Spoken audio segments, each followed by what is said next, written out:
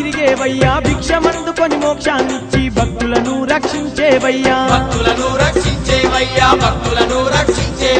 బయటి చోలను కుడికి ఏసిని పల్ల జడల పాయలను ఊపుతూ గడప గడప పూజలనే అంది ఘనముగాను దీవించేవయ్యా పులితో లేనువు దుట్టినవో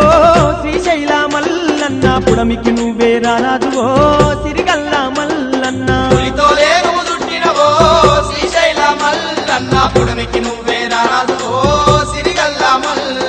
కొండ కోనల్లున్నావో